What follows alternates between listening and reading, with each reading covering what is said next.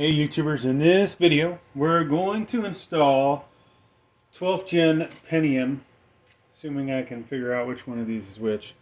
One's a Celeron, one's a Pentium. There it is. So we're going to install this. We'll use one of the stock coolers. I don't know if this actually came with the Pentium, I can't remember. And that's about all we're going to do in this video. We're going to use this Arctic MX4 thermal compound. And so let's go ahead and get this going.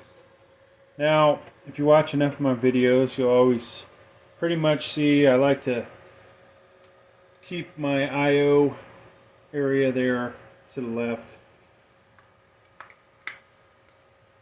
This makes it easier consistently doing things. So we've got our CPU here.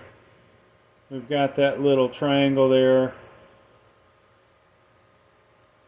Little itty bitty triangle on that side, right? The plastic cover, if put on correctly, has a triangle right there, and sometimes on the motherboard. So we're going to go ahead and put this on here. Now the directions say to leave the plastic cover on until you put the CPU in. And why is that, folks? Well, that is hopefully to avoid any damage. Let's go ahead and turn some more light on here, to avoid any additional damage. Now, in the past, you were able to get this thing to pop off on upon installation, and I usually just remove it. But today we're going to try it. Actually, it just popped on its own, so boom. Personally, I like to take it off before I get to this step. And then this takes a little bit of force to move that bar there and put it in place. So, got that. MX4 thermal paste.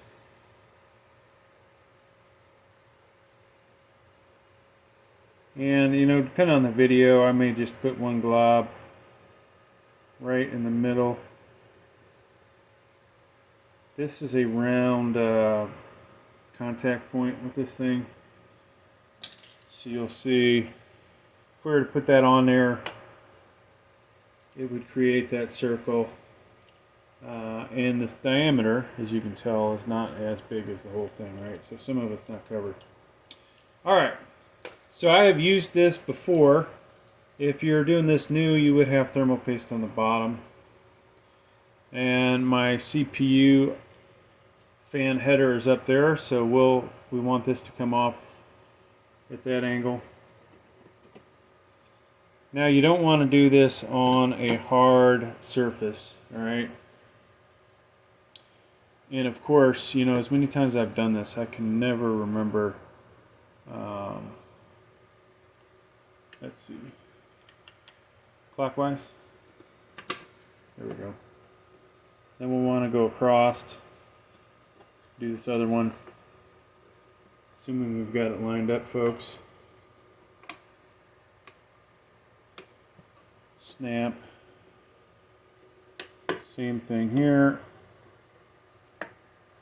These things move around. Let's do this one first. Just want to make sure we're lined up with the hole, which we may not be.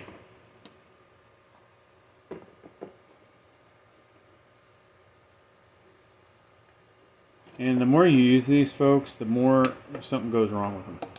Here we go. So we'll turn it over. They are all four have pierced it. Some look better than others. This guy's getting flared out quite a bit, so he's not doing as good. Alright, let's go ahead and attach this. This can only go on one way, okay? So we're looking for this little plastic thing, and we want to line that up perfectly with that, so we're good to go. I'm going to grab some RAM, folks. I guess we will do more than just put the CPU in. Alright, so even though I have probably 30 solid state drives, I end up We're using quite a few of these in the videos. Looks like we're going to have to go inside the box, folks. So this one I think has a special connector, we'll call it. Yeah, there you go. I don't think we could get away with using the normal standoff and M.2 screw. So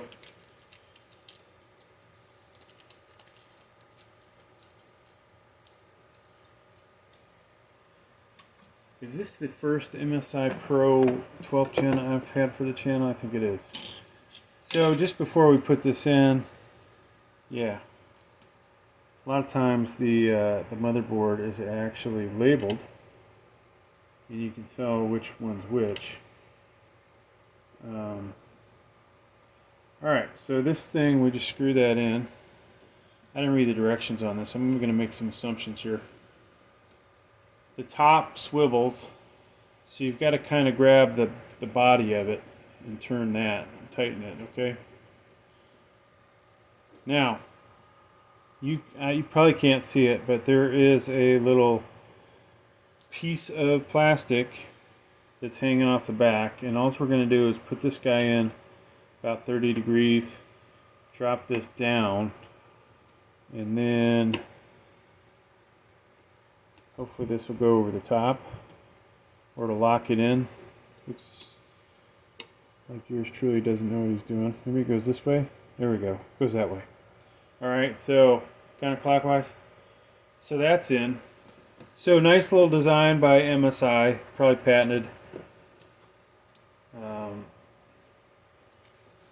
Makes you wish I was a little more motivated as a mechanical engineer to do things like that.